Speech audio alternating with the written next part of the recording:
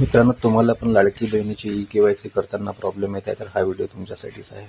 तर आपल्याला काय करायचं आहे, ladkibehin.maharashtra.government.in या वेबसाईटवर जायचं आहे. इथे गेल्यानंतर मुख्यमंत्री माझी लाडकी बहीण योजना ई-के-वाय-सी प्रक्रिया पूर्ण करण्यासाठी ते क्लिक करावे हा जो ऑप्शन राहील यावर आपल्याला क्लिक करायचा आहे. यावर क्लिक केल्यानंतर जे नेक्स्ट पेज ओपन होईल त्यामध्ये आपल्याला आपला आधार क्रमांक टाकायचा आहे. आधार क्रमांक टाकून जो कॅप्चा आहे तो फिलअप करायचा आहे आणि आधार प्रमाणीकरणासाठी मी सहमत आहे हे बटन दाबावे. ते ओके केल्यानंतर आपल्याला OTP येईल. तो OTP आपल्याला इथे टाकायचा आहे आणि त्यानंतर वडिलांचा किंवा पतीचा आधार क्रमांक टाकायचा आहे आणि जो कॅप्चा कोड दिलेला आहे तो टाकायचा आहे. तो टाकल्यानंतर पुन्हा तेच प्रोसेस आहे. नंतर पुन्हा आपल्याला एक OTP येईल. तो OTP आपल्याला इथे टाकायचा आहे. OTP टाकून सबमिट बटनवर क्लिक करायचं आहे.